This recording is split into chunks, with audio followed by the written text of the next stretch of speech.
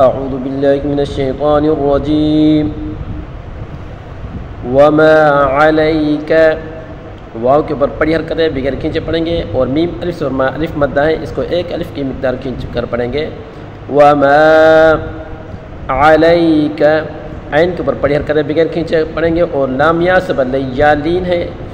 اور کاف کے اوپر پڑھی حرکت ہے، بغیر کھینچے پڑھیں گے۔ وما علیک، علیک، حمزہ اور عین میں فرق ہونا چاہیے۔ علیک اللہ، حمزہ کو لام کے ساتھ ملا کر پڑھیں گے، اور لام الف سے بدلا الف مدہ ہے، اس کو ایک الف کی مقدار کھینچ کر پڑھیں گے۔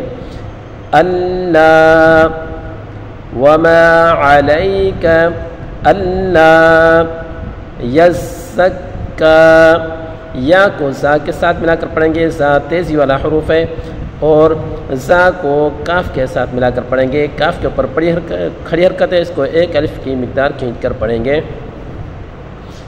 اللہ یزکا، یزکا، وما علیک اللہ یزکا، وَأَمَّا، واو کے اوپر پڑھی حرکت ہے، اور حمزہ کے اوپر پڑھی حرکت ہے، بغیر کھینچے پڑھیں گے۔ حمزہ کو میم کے ساتھ ملا کر پڑھیں گے، میم مشدد ہے، غنہ کے ساتھ پڑھیں گے، اور میم الف سے برما الف مدہ ہے، اس کو ایک الف کی مقدار کھینچ کر پڑھیں گے۔ وَأَمَّا مَن جَاءَكَ، میم کو نون کے ساتھ ملا کر پڑھیں گے، نون ساکن ہے، نون ساکن کے بعد اخفا کا حرف جیم آ رہا ہے، تو یہاں غنہ کے ساتھ پڑھیں گے۔ من جاءک، جیم الف زبر جا الف مدہ ہے، اس کو ایک الف کی مقدار کھینچ کر پڑھیں گے، اور حروف مدہ کے بعد اگر حمزہ آ جائے تو وہاں 4 الفی مد ہوتی ہے، اس کو کھینچ کر پڑھیں گے، یعنی مد کریں گے۔ من جاءک، حمزہ اور کاف دونوں کے اوپر پڑھی حرکت ہے، بغیر کھینچے پڑھیں گے۔ جاءک یسعی، یا کو سین کے ساتھ ملا کر پڑھیں گے، سین تیزی والا حروف ہے، عین کے اوپر کھڑی حرکت ہے، اس کو ایک الف کی مقدار کھینچ کر پڑھیں گے۔ وَأَمَّا مَن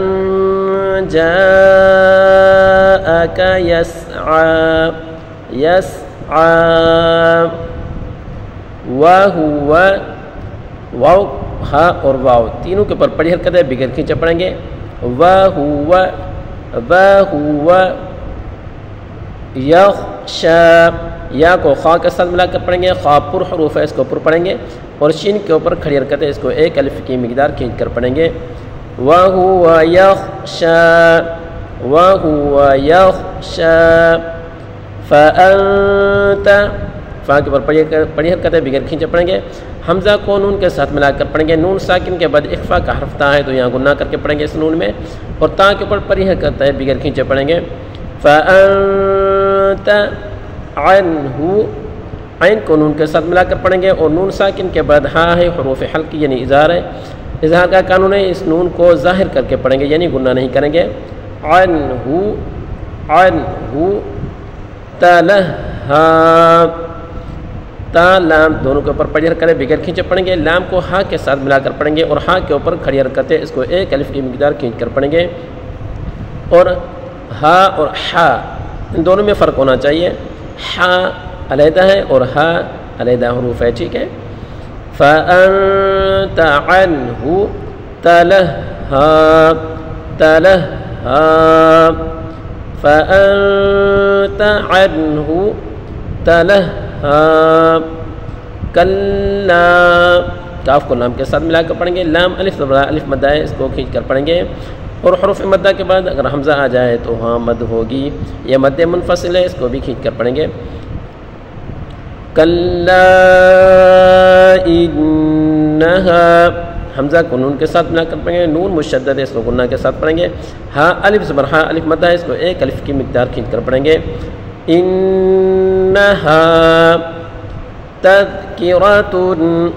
تا کو ذال کے ساتھ ملا کر پڑھیں گے، یعنی ذال نرمی والا حروف ہے، تذکرۃ، کاف اور را دونوں کے اوپر پڑھی حرکت ہے، بغیر کھینچے پڑھیں گے۔ تا کے اوپر 2 زبر کی تنوین ہے، تا کے اوپر 2 پیش کی تنوین ہے، اور یہاں اگر وقف کریں گے تو اس تا کو ہا ساکن سے بدل کر پڑھیں گے۔ کلا إنها تذكرة كلا إنها تذكرة فمن شاء فا اور میم دونوں کو پڑھیں کرتے بغیر کھینچے پڑھیں گے، میم کو نون کے ساتھ ملا کر پڑھیں گے فمن،